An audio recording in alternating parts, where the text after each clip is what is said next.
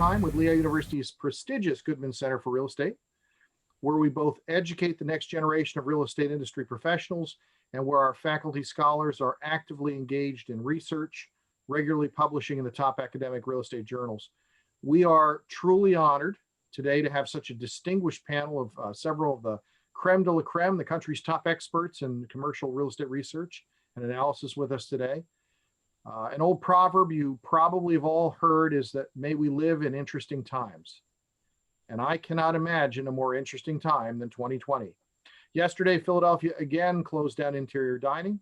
New York is limiting Thanksgiving celebrations to 10 people in private residences, and the number of COVID cases is hitting record numbers. 2020 has brought us the most significant pandemic the last 100 years. It's brought us a contentious election that may result in some pretty significant changes to 1031 exchanges and the sale of real estate assets. And it's brought us some technological innovations that are changing the way we work. There are residents of major cities fleeing for suburbia. There are retailers being brutalized by quarantines and landlords that are feeling their pain. There are office towers in central business districts that appear almost empty because so many employees are working from home. But of course, with any change comes opportunity. So one of the questions we're going to discuss today is how does all of this impact the world of commercial real estate? And with us today, I'm humbled and honored to have Spencer Levy, the chairman, America's Research and Senior Economic Advisor for CBRE. I have David Seaman, a partner with PwC. I've got Sarah Dreyer, Vice President, Head of America's Research for Savills. Surabhi Kejriwal, Assistant Vice, and I apologize, I'm going to keep butchering that, Assistant Vice President, Real Estate Research Leader for Deloitte, and Ken McCarthy, the Principal Economist, America's Head of Applied Research for Cushman & Wakefield. If it's acceptable, I'm going to introduce our panel alphabetically by last name, which means the first person is Sarah Dreyer, who again is the Vice President, Head of America's Research for Savills. Sarah leads all research and GIS operations and always delivers cutting-edge insights and data. And by the way, she was listed as one of Washington Business Journal's top 40 under 40. Sarah, you have some unique insights into tenant demand and on technologies being used to adapt to today's environment. Can you take us through your market outlook during and beyond this pandemic?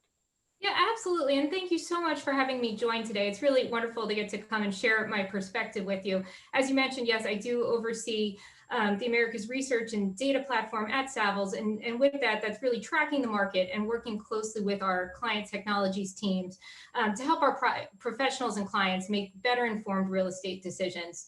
For background on Savills, Savills is a global real estate advisory firm that helps organizations find the right real estate solutions through a team of integrated brokers and consultants.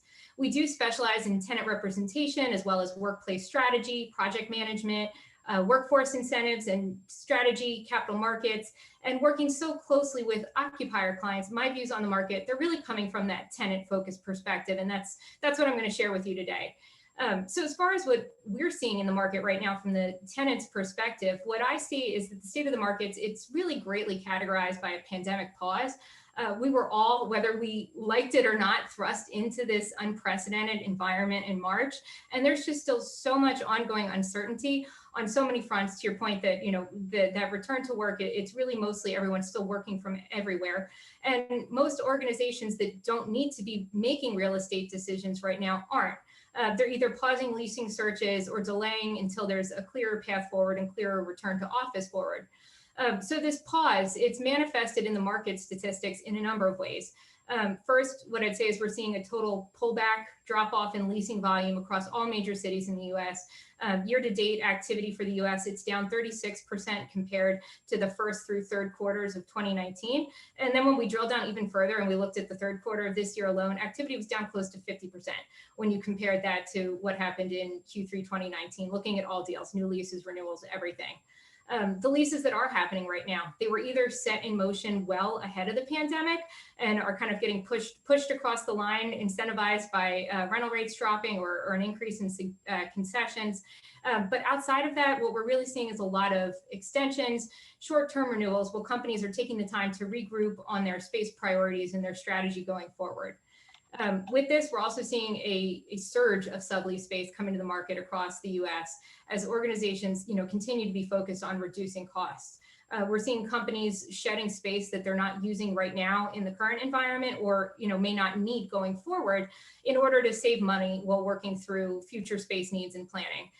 With that, sublease availability in the US, it's hit historic levels in many major markets like San Francisco. That stands out to me. I think it's almost doubled, tripled in San Francisco, the amount of sublease space that's coming to market, as well as markets like Chicago, LA, New York, with more coming online every day. And with this, we're naturally seeing availability rates, vacancy rates rising across all of our markets. But for tenants, with that opportunity, absolutely, it still exists. With these markets softening and owners becoming much more flexible with terms and more generous with the concessions that they're offering in the current environment, this time and the foreseeable future really is ripe for opportunistic tenants to capitalize on some of the fallout that we're seeing.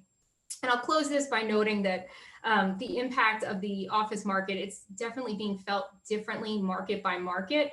Our denser, more transit reliant markets like New York and Chicago, and we talked about this a bit just now pre-call, that's going to be harder for return to work scenarios, just given the hesitation to use public transportation right now, as well as those cities where businesses have just been completely halted by the pandemic, like San Francisco, Silicon Valley. It's going to take longer for these cities to bottom out, and they're going to have a more medium to long-term recovery timeline on the other side of the pandemic. Then on the other hand, we have markets like DC that are really bolstered by a strong government presence, or those that have a lot of healthcare or life science companies. Those markets have not seen as sharp a drop off in activity. So less dense and high quality of life secondary markets, I'm thinking those like Atlanta, Charlotte, Raleigh, Tampa, they're becoming increasingly attractive to companies and organizations. They're likely to see the bottom faster in this and a much quicker recovery on the other side. So the office sector, it's certainly going to have a bumpy year ahead, but I'm here to say it is far from dead, despite what you hear, despite what you read. Work from anywhere, it's going to be more prevalent going forward, but so will the focus on the office as collaboration, gathering, and meeting space. That shift of how we view office space is going to change. Innovation, it happens when teams and people are together. And one thing that I've learned is that's, with my teams and my colleagues, that's something that we just can't replicate as well in a virtual environment. Thank you, Sarah. That's fantastic information. Before I introduce our next panelist, we're going to put up our first poll question of the day. And this is for the audience. And hang on a second. Oh, you got the poll question up already. That means all of you have the opportunity to chime in with your thoughts, and we try and make our polls a little entertaining. So the first question is, do you believe the majority of employees will be back in their offices by mid to late 2021? And you can answer yes, yes with more social distancing, no, or it doesn't matter because the zombie apocalypse is right around the corner. So please feel free to fill that in. And actually, people have picked the zombie apocalypse. While we're doing that, I'm going to move on to our second panelist today. Surabhi Kejriwal is the real estate research leader at Deloitte Center for Financial Services. Surabhi is a significant contributor to annual real estate industry outlooks and simply wealth of information. Surabhi, I've actually read your article on robotic and cognitive automation in real estate and an article on smart city initiatives, which were both great. You seem to have written quite a bit about the changing face of real estate and the growing importance of technology. Would you be able to give us your perspective on how that fits into what we're likely to see after this pandemic and going forward? Yeah, sure. Thanks, Kim. I have, by way of quick introduction, just an extension of what Loren just mentioned. I am largely focused on developing content that helps Deloitte differentiate its voice in the digital transformation and technology space in real estate. I focus mostly on US real estate with some coverage of the global real estate marketplace. And especially when we look at the whole technology piece as it relates to real estate, it kind of cuts across geographies. Some of the trends, and especially I think the current pandemic has really, while it's isolated each one of us, it's kind of brought the world much closer in the sense we've all become virtual. We are all equally accessible to each other across the globe. And this session is an example of the same. I'm based out of Mumbai, and I'm doing this panel along with most of you who are based out of the United States. So I would say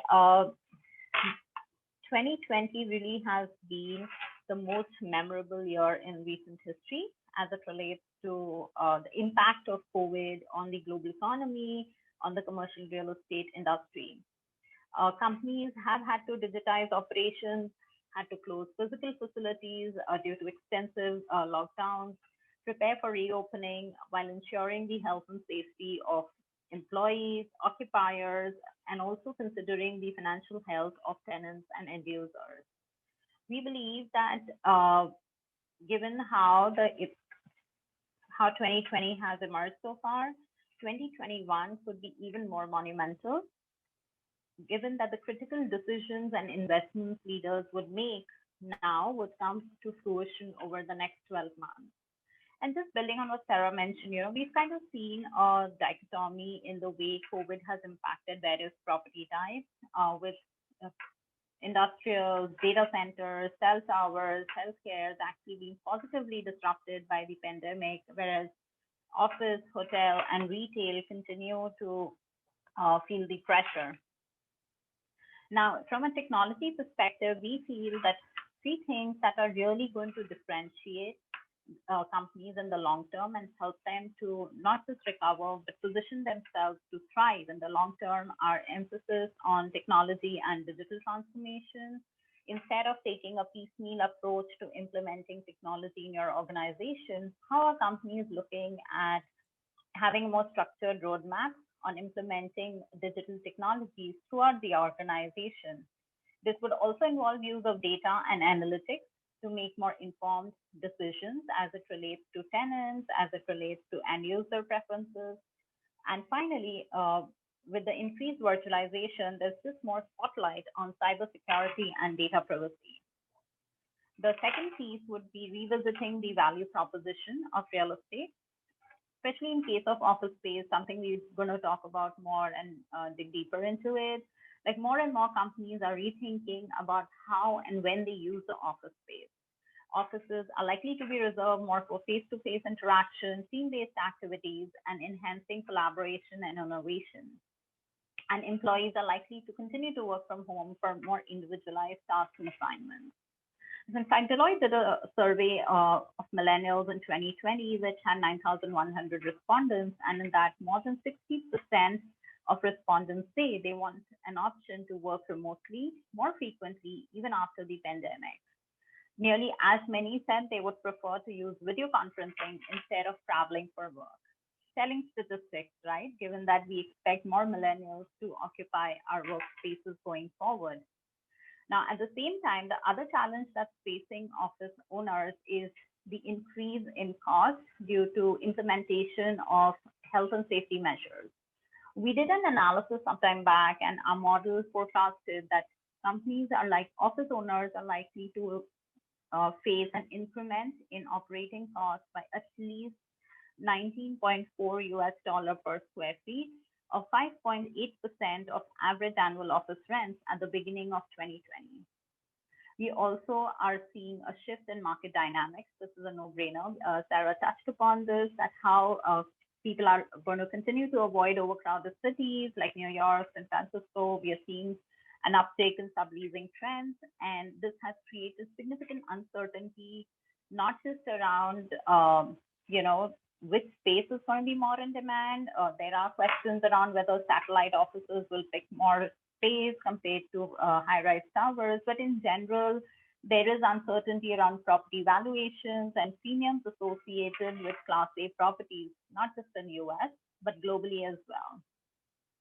The other two areas which we feel are central to this discussion would be the financing situation. Fortunately, the real estate industry has much stronger financials, unlike the global financial crisis. Average rent collections have been above 90% for industrial, office, apartments, and healthcare REITs during the April to July 2020 period. However, there is growing caution as the industry continues to lag the economy when it comes to the impact of the pandemic. And last but not the least, I think for the real estate industry, the whole focus on talent has been accelerated as many organizations have to revamp job roles, recruiting strategy, talent systems and processes, and culture to attract and retain a multi-generational workforce. So I think while we stay very focused on market fundamentals, occupancy rates, and whatnot, or how much are properties attractive to investors, but really talent is what's really going to differentiate an organization as they look at positioning themselves for long-term success. So I would say the next few months are going to be turbulent and will require a different level of engagement, agility, and flexibility between the landlord and the tenant to recover, adapt to the next normal, and thrive. Thank you, Surabhi. I appreciate it. If you didn't see the results from the last poll, it's interesting. About 70% of the respondents that are in the audience think that we're going back to offices one way or another, but 28%, close to a third, believe we're not. And of course, there is that 3% that thinks we're looking for the zombie apocalypse. As we move to our third panelist, Shannon is going to put up our second poll question for viewers, which is, do you believe the pandemic, I just lost the questionnaire, there we go. Do you believe the pandemic will lead more corporations to relocate to more suburban markets? Our third panelist, while you're answering that question, and it looks like a lot of people are tuning into that, our third panelist, Spencer Levy, probably doesn't need an introduction from me. He's chairman, Americas Research and senior economic advisor for CBRE. Mr. Levy, you have obviously spent quite a bit of time in the media providing market commentary on nearly everything real estate related. I've seen some of your interviews on CNN and CNBC. I know you've spoken extensively recently on companies rethinking office space and on workers coming back to the office and how all of this is going to impact values. At this point, you have the floor. Where do you see everything going? Well, before I begin, I'm with those 3%ers on zombie apocalypse because there was a terrific movie in the late 2000s about just that. And somebody said they had the cure for cancer. Everybody got a shot and half of America turned into zombies. So not impossible, but outside the range of our worst case scenario. The other thing I would say is that Sarah, and I don't want to mispronounce your name, Surabhi, did a fantastic job. And there isn't much I can add to what they said, except for this. And this is the one that's going to be the tough pill to swallow. What Surabhi and Sarah and what we do is survey people today and ask them their opinions, not dissimilar to the poll you just put up there. And I say this with respect to people filling out surveys. I say this with respect to CEOs that get on Squawk Box and say they're not going back to the office or don't need to send their employees there. But I'm an early 1980s music fan. And one of my favorite bands was called Asia, and they had a song called Heat of the Moment. And what does that mean? It means that people filling out surveys today, the very same people of good faith, are going to answer differently 6 months from now when we are out of the apocalypse. So anybody who reaches any definitive conclusions today on the percentage of the office falling down, the percentage of people moving from CBD to suburbs, the percentage of people moving from New York, San Francisco to Raleigh, Nashville, Charlotte, Dallas, I think that they are getting a little bit ahead of themselves. Because the bottom line is this: the future of office looks more like the past than anything else. Now, there will be changes, and we just discussed some of those changes as relates to urban, suburban, as it relates to the geographic location, as it relates to increasing the wellness of these buildings to the same level that we increased their security post 9/11. But it is too soon to read these surveys and say, aha, I have the answer, because nobody has the exact answer, because people are making decisions under what you would call, for legal terms, duress. Back to you, Loren. That sounds actually great. And we do have polling results from the last one. Right now, about 61%. And I understand what you're saying completely about the fact that when you're in the moment, things change. And I love Asia as well. 61% of respondents believe that it will lead to more corporations relocating to suburban markets. And 31% say, no, you don't think so. And 8% have absolutely no idea what's going to happen next. Before I introduce our next panelist, Shannon's going to put up our poll question number 3, which is, what do you believe will happen with the value of retail and office properties over the next 24 months? And retail is an interesting problem at the moment. So our fourth panelist Boy, I am having problems here on the computer. Our fourth panelist, Ken McCarthy, is a principal economist, America's head of applied research for Cushman and Wakefield. And prior to that, Ken served as the chief economist for the Center for Innovative Entrepreneurship. He has a wealth of knowledge. He has personally helped me on numerous occasions to understand data and trends. I've known him for a while. Ken, I know you're an expert on office markets across the US and on leasing performance. I'd love your take on what's happening, and also, what do you think of this urban-suburban shift that we've just been talking about, and whether or not there's any validity to it? Okay, well, I'm in a worse spot than Spencer because now I have to follow three people who did a really good job, and which gives me less to say. I happen to agree with Spencer very much, having lived through 9/11 in New York City when everybody thought downtown was dead and no one was going to be working out of the top of a building anymore, and how much, obviously, how wrong all that was. I do think that in the end, we're a social animal and we like to be together and work together. What I'd like to do is talk a little bit about the economic recovery here, because I think one of the things that's remarkable about the situation we're in right now is the speed at which it's happening. This recession was, without a doubt, the worst in history in many ways in terms of job loss in particular, but it was also the shortest. And in my view, the recession lasted 2 months. It was March and April. Since then, employment has been growing, the economy has been growing, the GDP has been growing. All the things that you expect to see in a growing economy are happening. So what we're in is the recovery. And to give you a sense of how fast that is, let's take a look at the global financial crisis back in 08, 09. All right. The recession lasted a year and a half. Okay? The economy lost jobs from the beginning of 2008, really until the beginning of 2010, 2 full years, right? We lost jobs for 2 months. We're already in a recovery. And people are talking about it's not going to fully recover for 3-4 years from now. In the global financial crisis, it took 6.5 years to get back all the jobs that were lost in the recession.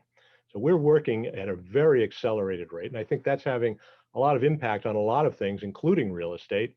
And I think we can talk about that a little bit more going forward, how many people are going to work it from home, how that's going to work out. You know, COVID is a bit of an accelerator. It's causing trends, I think, that were already in play to happen a little bit faster.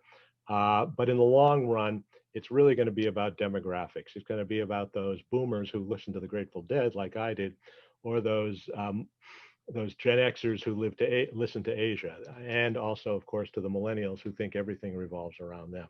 Those are going to be the key drivers of what happens to real estate long term. Thank you very much. The latest poll, if you can see that, we've got 60% believe that property values for office and retail are going to decline by 10 to 20%. 26% think the property values are going to recover most, if not all, the value.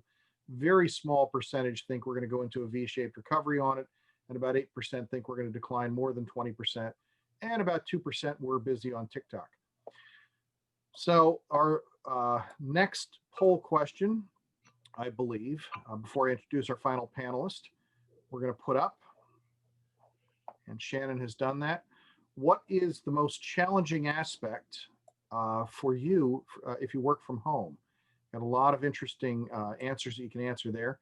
And our final panelist to speak first, then we're going to go into a discussion, is David Seaman. He's a partner in New York of PricewaterhouseCoopers, PwC. He does extensive work in the real estate business advisory services, David had told me last week that he's having daily conversations with clients about their performing or not so performing real estate assets. And PwC just released, in partnership with the Urban Land Institute, their annual Emerging Trends in Real Estate report for 2021, which I know you're involved with. Do you agree with the other panel members so far, what they've said, and what are your predictions going forward? Thanks, Loren, and thanks other panelists for sort of doing my job by giving the full view of what's happening in real estate. So I really don't have anything to add. So I'll just say goodnight. And no, I won't. I got plenty to say. So what I'd like to do, Loren, is maybe just rather than repeat some of what I heard from my erudite panelists. And I agree with Spencer that surveys, it's hard to survey people in the middle of a an absolute economic meltdown, which is what we had this summer and what we've been living through for the last 9 months. What I would like to do though is the Emerging Trends Report, which we just literally published a matter of weeks ago with the Urban Land Institute, identified 10 trends for 2021. So I'd like to kind of touch on those quickly because I think they're relevant, hopefully, to the discussion we're going to have, and I think they're relevant not only to the office sector but more broadly to what's happening in real estate as a whole. So the Emerging Trends Report is a report we've published for over 50 years, and it's meant to be predictive. Again, it's hard with surveys when things are happening in the moment to extrapolate those to the future. So we try to look at more longer term trends and not get caught up in what's happening in the moment. Because I agree with Spencer, there are times when people respond to surveys and they're looking out 6 months, not 10 years or 2 years or even 1 year out. So some of the top trends that we identified is definitely work from home is a trend that got accelerated and is here to stay. That doesn't mean that nobody's going to go back to offices or that the office sector is going to collapse. And we could talk about the nuances of that. And one of the interesting outcomes from our survey is we asked survey respondents, are you going to need more office space 3 years from now than you have currently? And 51% of the respondents said we want to have more office space 3 years down the road than what we have now, which again, may be counterintuitive when people think about working from home, killing the office sector and creating a real collapse in demand for office space. So the good news is offices are still relevant and will be in the future. That was one of the first trends that we talk about in our report. The second trend we talk about is migration. Again, Spencer touched on it. Are people leaving the Northeast to go to the Southeast? Are people leaving the high cost cities to go to lower tax environments? And the answer is, yeah, that's a trend that started and has continued. It is a secular trend. It's not a something that's happening right in the moment. We've identified this for the last few years. There is some objective evidence that indicates that people are bailing out of California to a certain extent to go to places, lower tax states like Texas and Austin and Nashville and places like that. Although, again, it's important to note that California still is a very robust economy and is a technology hub that will continue to be an innovative hub. So we're not saying the state of California is dead, but we are saying that there is movement from the Northeast to Southeast, and there's objective evidence that there's still plenty of movement from California to lower tax states like Texas, Nevada, Utah, and places like that. Another trend, quickly, we talk about the exodus to the suburbs. And again, this is a trend we identified previously as, we identified there are suburbs called hipsterbia. So these are suburbs that are close into the cities, may not be within city limits, but are places that people are moving to because they have a lot of the amenities that people can get in the city.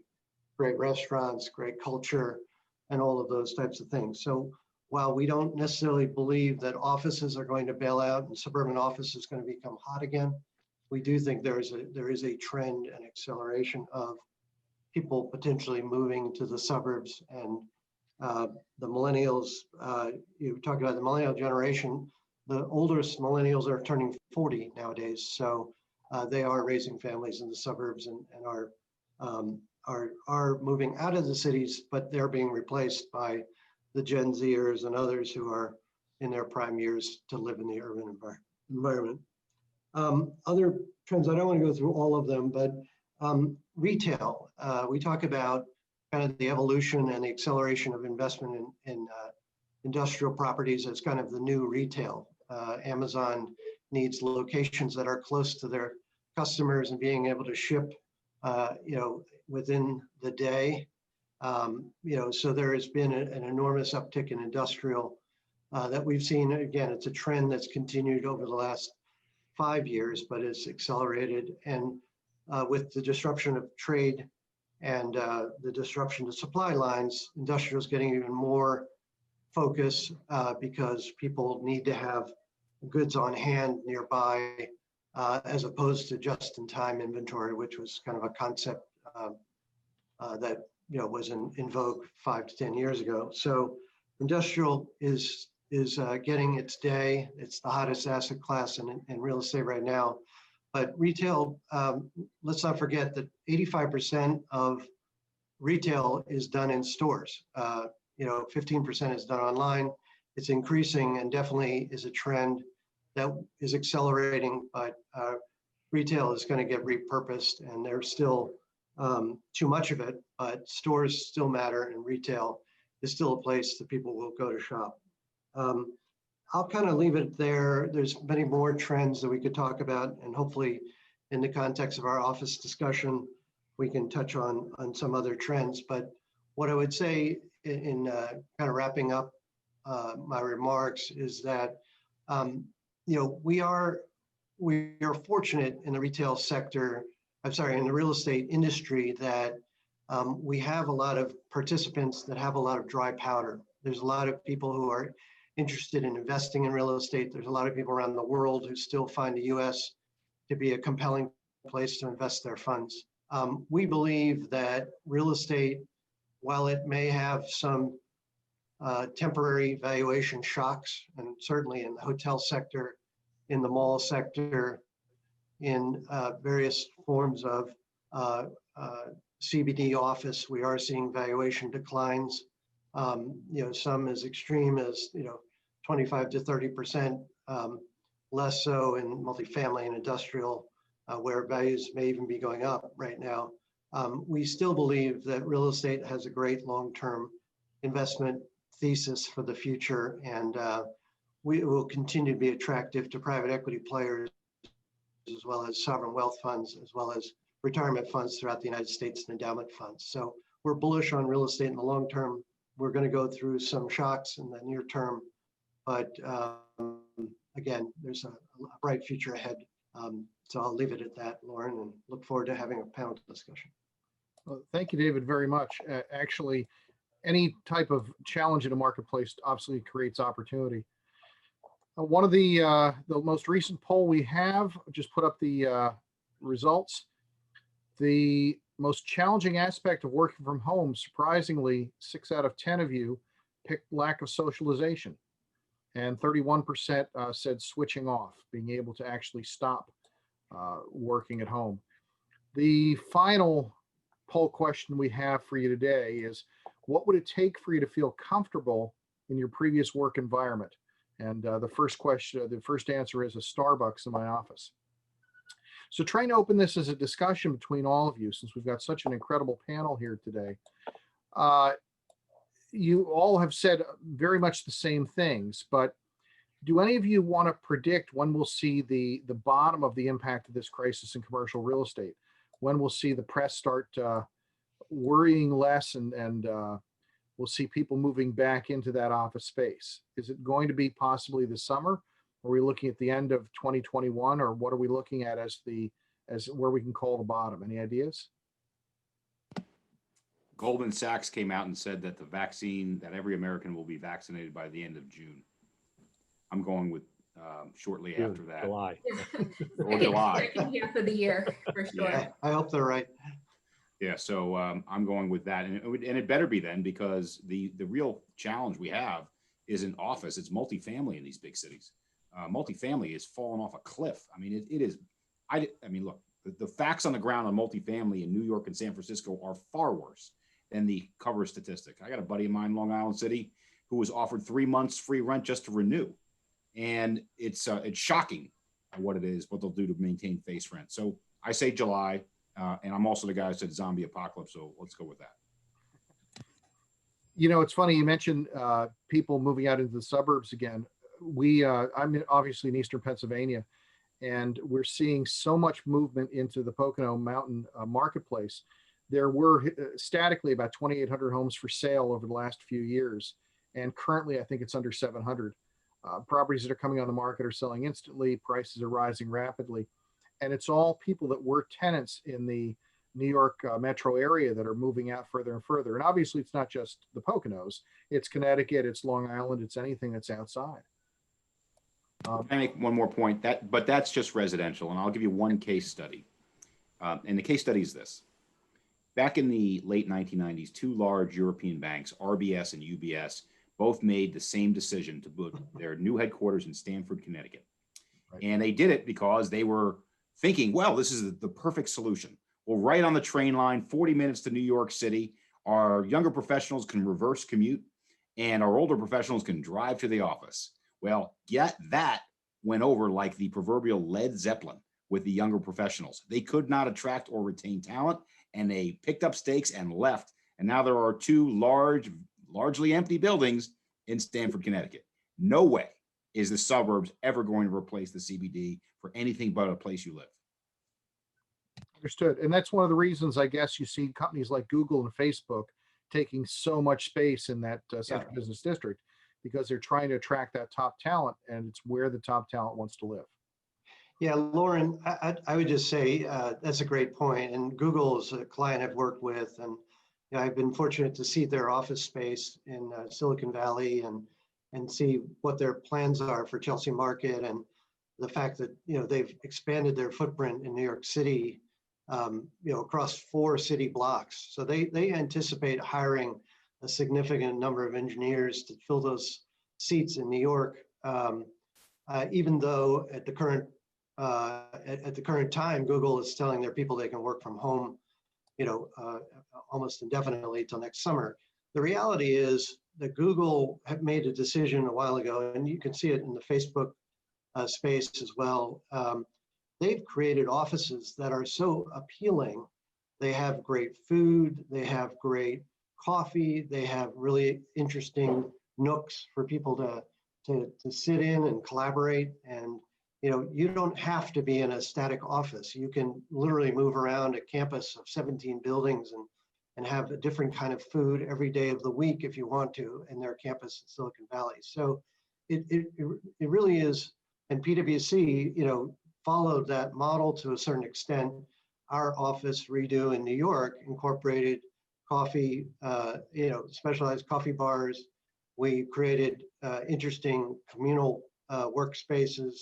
We created great places to go eat your meals or to relax and sit by yourself if you want to be on your own or be working with your fellow colleagues. So I think I agree with Spencer. The notion that people will move out to the suburbs, it's all about the war for talent, and the talent wants to be, especially young talent, wants to be in an energetic setting. They want to be with other people who are ambitious and want to advance in their careers. So whether it's Silicon Valley, whether it's New York City, there are places that are going to be talent magnets, and the office of the future has to reflect the kind of place that talent wants to be and wants to spend a lot of time, because they're going to spend a lot of time there. So I think that's a trend more so than the bailout to the suburbs for commercial office space. I think we can talk about residential. That's a different ball of wax, but commercial tenants. Attraction of the best talent, you want to have great office space and you want to be in the cities. And I think I would just add to what David was saying, that it's not a very straight calculation as such that, okay, people are working remotely and we just we do some math around what's the cost of getting people back in office. I think there's also a huge infrastructure cost associated with people working from home.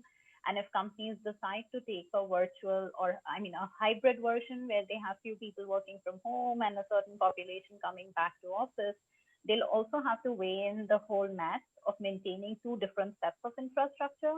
And along with that, how would they continue to maintain that office culture in a hybrid environment? So many organizations have taken a while to adapt to this whole virtual work environment. And we saw in the poll that people want to have that human connection, go back to office. So figuring a method to that madness as to what works for a particular company will take its own time, and companies will have to evaluate the whole infrastructure cost of maintaining a hybrid work environment, and whether to what extent would it really make sense to continue in that environment, especially after we have the vaccine. And this is just an observation. If you've ever actually checked on Google and you can get the, you know how much square footage they lease, and you can actually Google how many people they have employed in their company, you find out that they are anything but dense. They're the opposite of dense. They have more than 300 square feet per person. So it's all, I think you're right. If in the war for talent, it's about making a workplace that people want to come to.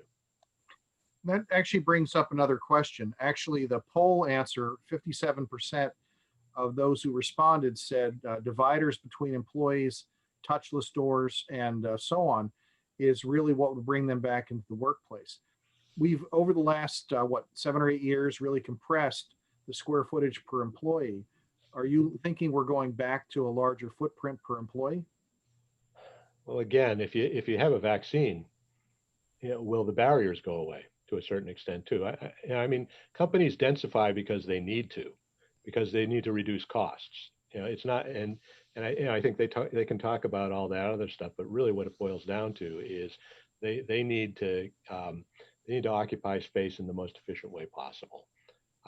So I don't think that'll change. Sarah, anything to add on your side? Yeah, I mean, I think employees are certainly going to have an expectation that their, health and best interests are being looked out for in going forward in the office. And so there's certainly going to be a heightened focus around, health concerns, employee well-being, wellness, and things like that. And if we are shifting to a more hybrid model of, work from anywhere combined with the office being either a touchdown space or a collaboration space, I think we have yet to see how that's going to shake out in terms of whether that's space reduction or space growth. It could really go either way there. So I think those are trends that we'll need to see play out as we move forward, but certainly workplace strategy, workplace design is going to be at the forefront of this return to work movement. We did a panel a week or two ago, and several brokers were talking about trying to get space leased in the Manhattan marketplace and the type of incentives they were giving away.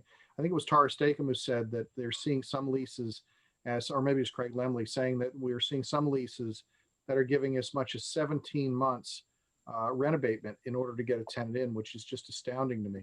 What are you seeing in the marketplace? I mean, that's in Manhattan right now. Manhattan hit this at a very inopportune time in terms of its own cycle, right? So for the first time, we entered a recession with a vacancy rate in double digits. We haven't seen that. Maybe in the late 80s was the last time that happened. So yeah, even before COVID hit, landlords were increasing incentives dramatically, and this only accelerated that. Yeah, with the addition of so much sublease space coming back, as well as, companies putting space back directly, there's just going to be so many options out there for tenants. It's going to be incredibly competitive across nearly any market that you're looking at. So the concessions are going to follow there, as well as reduction in those space rents too. Yeah, I think the other thing, Loren, talking specifically about New York, you have a significant amount of new space that's coming on stream in Hudson Yards. I can't remember the last statistic I saw, 17 million square feet, of additional space coming into the market. I mean, that is kind of, I hate to use the term giant sucking sound. Those of you who remember Ross Perot, if you're old enough, Hudson Yards has been kind of this gigantic pull away from 6th Avenue and other places. But what worries me in the near term is that there's a lot of new space that has to be taken up. There is sublease space that's being put on the market, although hopefully that's a shorter term phenomenon. But we are looking at increasing vacancy rates in Manhattan. It's kind of the absorption is not keeping up with the completions. It is going to be a depressant on rents in the near term for office. It just has to be. How Yeah, much I mean, sublease space are you seeing coming into the marketplace? Sorry. sublease? I don't have the stats in front of me, but I mean, in New York, it's something around 20% of all the available space is sublease space right now, and it's going up. So it's, you know, as you said, the new construction is attracting the tenants, and what we always had to have and what was always expected was you'd get the job growth that people wanted to live in New York and would come in. And, you know, nobody, you know, as we know in real estate, we always build the most just at the end of the cycle. Nobody anticipated the downturn. Mhm. And, eventually it'll probably get absorbed as job growth returns, but it's just going to take longer.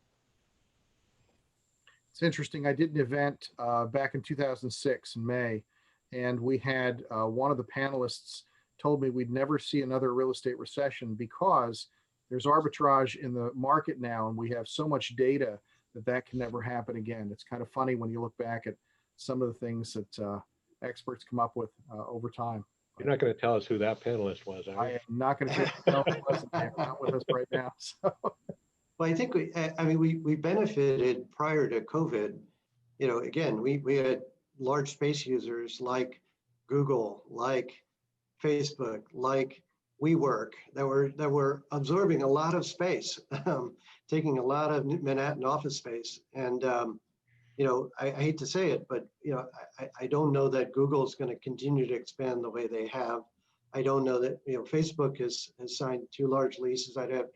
Don't know that they're going to be in the market for more space. And WeWork, as we all know, is really not in the greatest position to, if anything, they're going to be potentially giving back space, not adding to it. So the last few years, in addition to the normal demand, we've had some unusual demand, certainly in New York. Those tenants aren't necessarily adding, and in fact, maybe subtracting. So let me touch on that last point, David, if I might. And by the way, yeah, go ahead, Spencer. David's PwC report is fantastic. So don't take my negative survey comment the wrong way. It's fantastic. I read it myself. But I want to touch on co-working and flex space because David touched on it. It also was in the chat room just now. And let me just say that the future of flex space is bright, very bright, even though at the moment it's bleak. And it's bleak in the major cities because people can't get there and they have high density.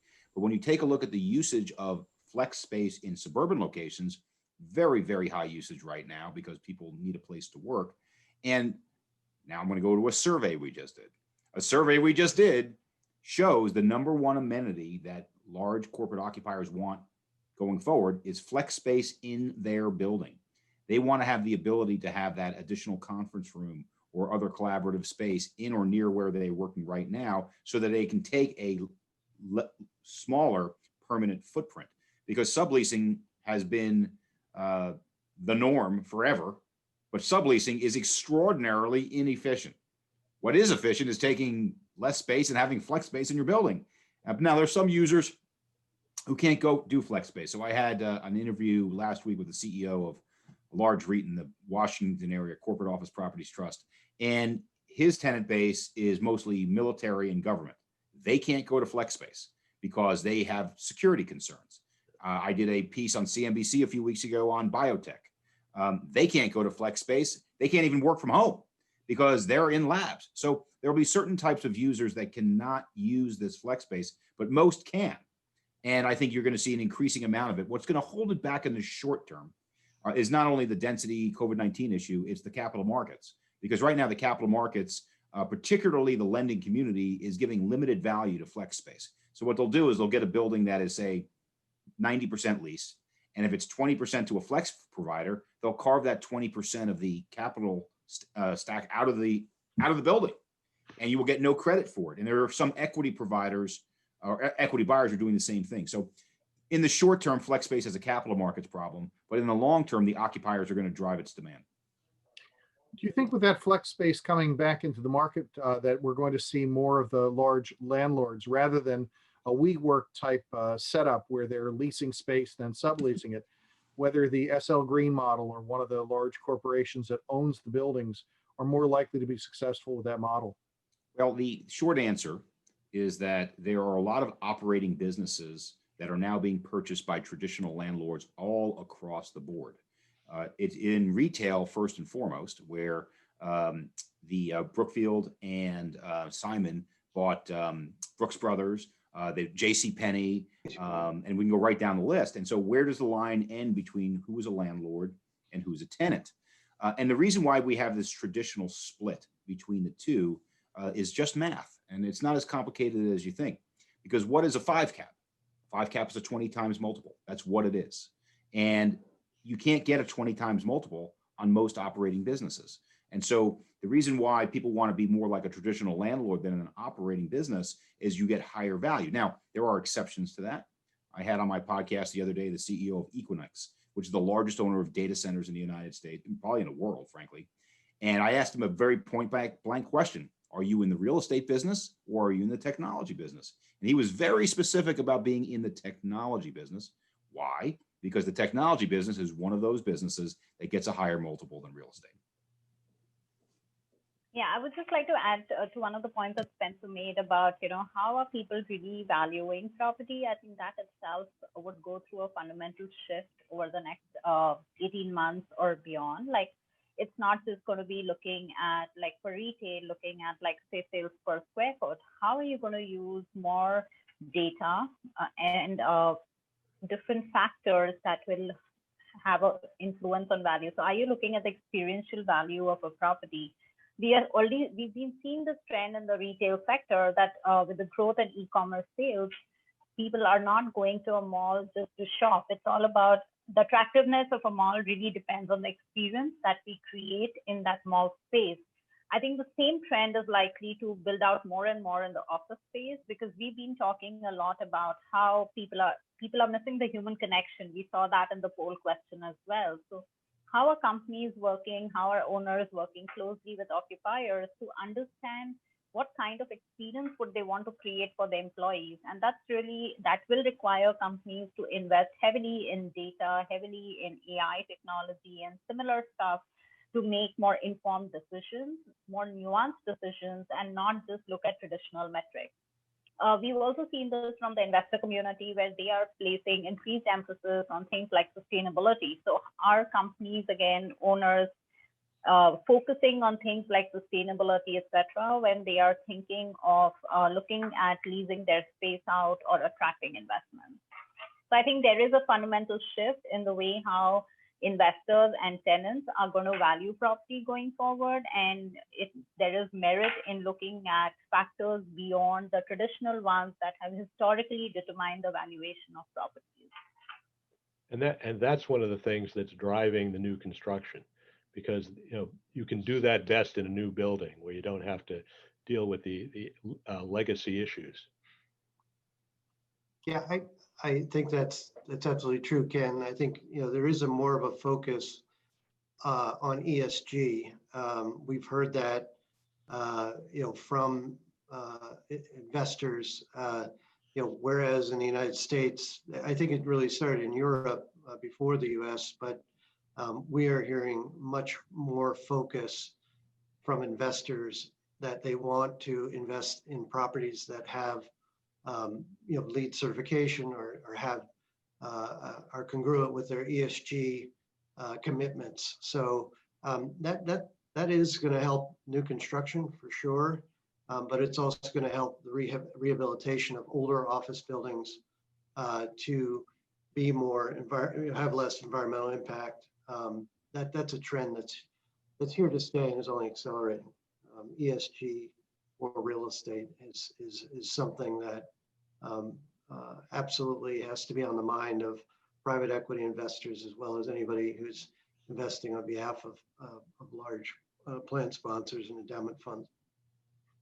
Yeah, in fact, in the pre-COVID world, in our last Outlook report, we actually mentioned about how traditionally, the real estate business has been about location, and how that's evolved very quickly over the past few years. And I think the COVID situation has only accelerated it as to how it's going to be more about location, analytics, and health and safety now. So I would say it's the shift is pretty accelerated due to the pandemic. Is there any technology that we're looking at that are going to be built into some of these buildings that may help to alleviate this on the next pandemic? Because this is probably not the last one we'll experience. There's lots of it already out there. Yeah. Part of it's touchless, but there's also HVAC systems that can both be new and retrofitting old. The new one, which is pretty cool, which a client of mine is building in West Hollywood right now, is hydronic HVAC, which instead of having forced air, they're pumping hot and cold water into their walls, into their floors, which does the same purpose without forcing air into your building.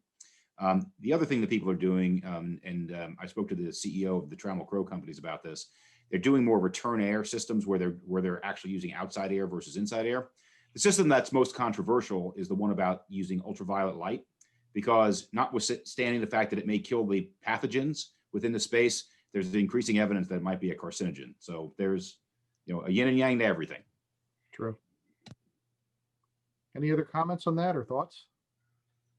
I would say along with, the whole suite of smart building technologies is the one that's going to take prominence and can play a role in every step of building operations.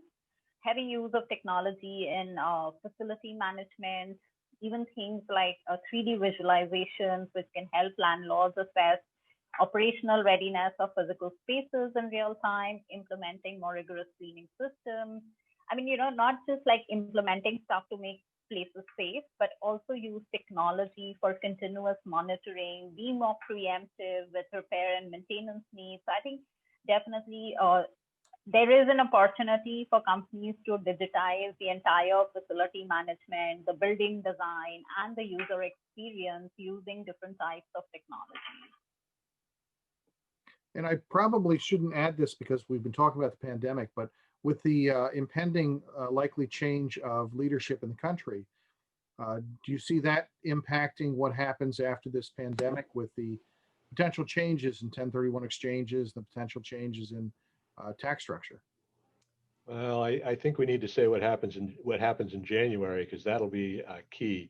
I'm one of those people who thinks that gridlock is good. That the less they can do, the better. But obviously, the new administration has laid out a plan. Whether or not they get to execute it will depend on who runs Congress.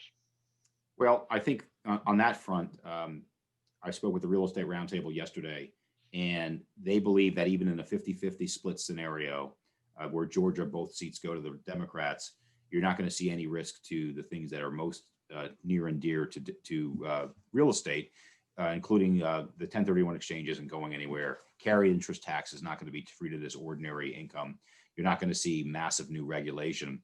But there's actually a downside to it not being a blue wave. Now, I agree with Ken completely that split government is the best government from a business standpoint because it puts the worst impulses of the right and the left in check. It would have been better if we saw a much bigger stimulus package because state and local governments are broke. Let's just call it what it is. Now, I'm not going to sit here and say they had clean hands before this crisis began, because most of them did, but they're broke and they need to find pockets of capital to replace the taxes that they lost. And who is Exhibit A? Commercial real estate. And we dodged a bullet in California when Prop 15 failed, but we didn't dodge a bullet in Chicago where they're revaluing the buildings and they're not changing the mill rate yet. But property taxes are risk number one because of a small bailout package. So blue wave probably would have been bad in the long term for business, but in the short term, it would have been stimulative and better for real estate. Mm-hmm. Yeah, and Spencer, we agree. There are cities like Nashville who just increased their millage rate 34%. People are off the wall, but it's a city that's growing quickly. Where's the best way to find money? Go to the commercial landlords and go get it. We did dodge a bullet in California, Prop 15. For those of you who don't know that, Prop 15 was going to repeal Prop 13, which put a cap on the ability of municipalities to raise real estate taxes for residential as well as commercial property. Prop 15 would have eliminated that cap for commercial real estate other than residential. So it really would have had a potentially very disruptive short-term effect on real estate. Even if you could pass through those increased real estate taxes to tenants, somebody would still have to pay the increased burden, and it would be potentially very disruptive. So we did dodge a bullet, but I agree with the panelists. We are looking at shortfalls around the country, and that's, again, fairly normal in a recession. State and local receipts drop off. States have to retrench. They have to lay off workers. They have to cut back, and that is, a drag on the economic recovery. So hopefully, in this new environment, there will be some stimulus. Hopefully, the Congress and the president, either before January 20th or after January 20th, will come up with some relief funds for the airlines. It would be nice if they could find something for the hotel business or the restaurant business, or find some unemployment dollars for those people who are suffering greatly with the dislocation and the lockdowns. But it's hard to say that we're going to get a tremendous amount of stimulus, and whether we get any sort of tax stimulus, whether we get any fiscal stimulus. Unfortunately, I think the panelists are right that we are potentially going to see more municipalities looking to commercial real estate to help make up the gap, and that's depressing to real estate valuations in the short term. It's also depressing to me. I own a bunch of it. I guess one last question, because we're running shorter on time, and I want to introduce one more subject real quick. But would any of you like to voice some additional thoughts on what will be the lasting impact of the pandemic on commercial real estate, and are there any sectors that you're concerned about right now in the near future? Why don't we start with Sarah?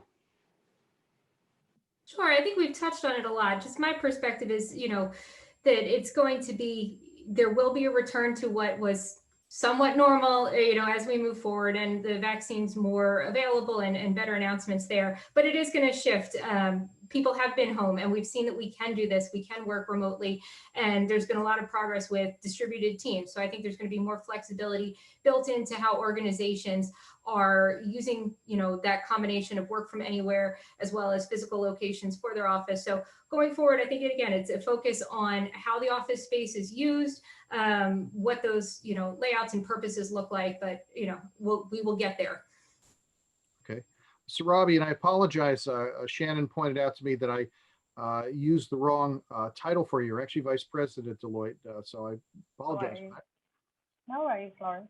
So yeah, I would say three areas. The first one is how do landlords and occupiers, how do landlords and tenants collaborate better with each other? The longer term success, again, would depend on more effective collaboration at every step of, leasing, designing, facility management, collaborating at each step, because there's going to be more and more focus on space design, like if we take office as an example or retail as an example. The second one would be around how companies really look at digital transformation. The third one would be the importance of empathy and human connection. I think that really is what people are really looking at spaces to draw those human connections, to really mingle with each other, with, of course, right now the whole social distancing piece. But in the longer term, I think these are two or three things that will really make a difference. And I think from a property perspective, we've already discussed, I think it's more, there's likely to be more softness in the retail, hotels, to some extent in the office space in the near to medium term, and perhaps more demand for industrial, data centers, healthcare spaces, and even cell towers to some extent. Thank you. Spencer? Well, I hate to be the first person to disagree with a panelist, but I'm going to disagree with the very well spoken, but I disagree with the comments of the last panelist. And the reason why is this. We've studied industrial, life, data centers, life sciences, real estate, cold storage, all of the coolest kids in class right now. And while fundamentally they are all not only sound, but exceptionally sound, there's so much money that's chasing them right now, that there is an increasing chorus of people who believe they are priced beyond perfection. And so when you are a real estate investor, you have to keep in mind that following the money isn't always your best strategy. And then this is like a political comment because of the Nixon administration follow the money thing. Sometimes it's better not to follow the money. So 3 weeks ago, I was on record saying that REITs were the most oversold sector in real estate, and then they popped by 35%. It wasn't because I was Nostradamus. It was because it was obvious that people had thrown the cities under the bus too quickly. Much as people have thrown under the bus too quickly student housing and senior housing and some of these other subsectors and CBDs that are considered to be disfavored. The goal is to get the best risk-adjusted return. And we are about to price a $300 million portfolio in Southern California in industrial with a 2 handle on it. And that is that is a cap rate that is below European cap rates. And I had predicted that American cap rates were going to get to European cap rates. I did not predict that they would get below it. So I'm with the prior panelists, and I only say prior panelists because I don't want to mispronounce your name, which would be rude, because she's right. Those are great sectors, but the risk-adjusted returns may not be as attractive as some of these disfavored sectors.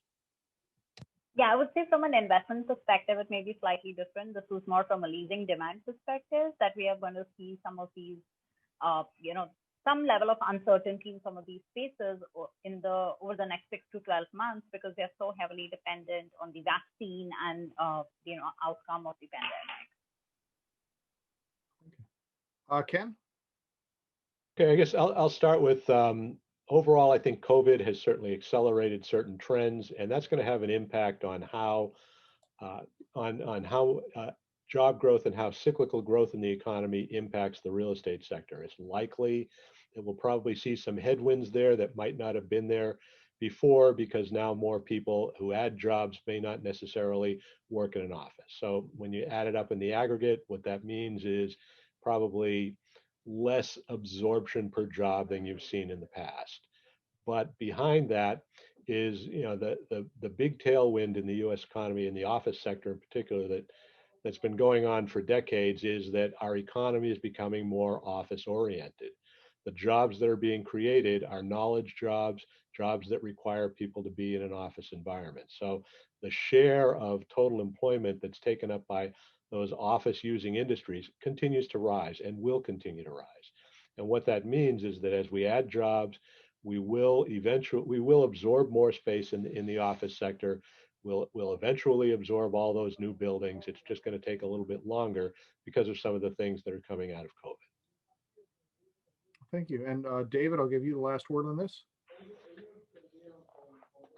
Yeah, I don't really have a whole lot else to add. I think everybody's made some excellent points. The only thing I would say is, there is a tremendous need for affordable housing in this country. We haven't really talked about that today, but as an investable sector and a place where more money is needed, that's a sector that definitely deserves attention. I agree with the comments about data centers. It's just been remarkable what we've seen in terms of the money flow in that direction and the amount of new development going into that space. It is a little frightening to see that. And industrial is priced to perfection. I would say, again, look at retail reuse. Look at the call it the malls that have been past their prime. Those are going to have to be repurposed for new development. And so we may see more, whether it's healthcare or multifamily or affordable housing. I find that very interesting opportunities to take real estate that's kind of past its prime and redevelop those. So I would say we need to look at repurposing a lot of real estate. The old comment is the United States is retail is not overbuilt, it's just under demolished. We have to make reuse of the retail properties we have around this country. And I think there'll be a lot of creative redevelopment going on in the retail sector because we certainly have too much of it and need less.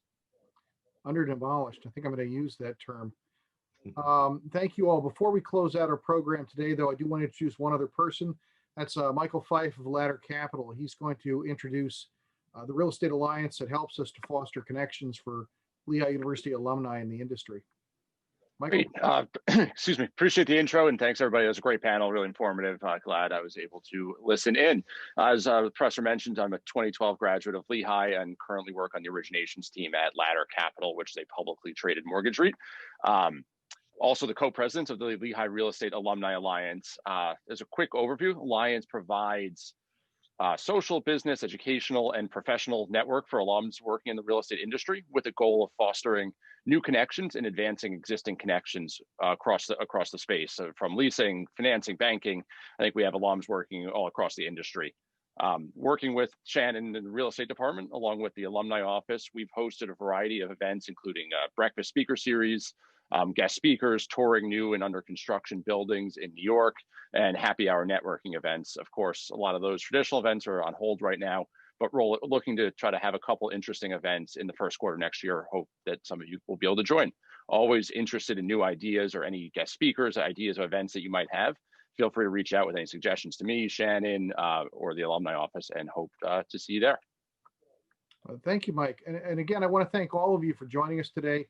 Sarah Dreyer, Surabhi, Kejriwal, Spencer Levy, Ken McCarthy, and David Seaman. And I'd really like to thank Shannon Smith for setting all this up and for all the incredible work she does to make our events great.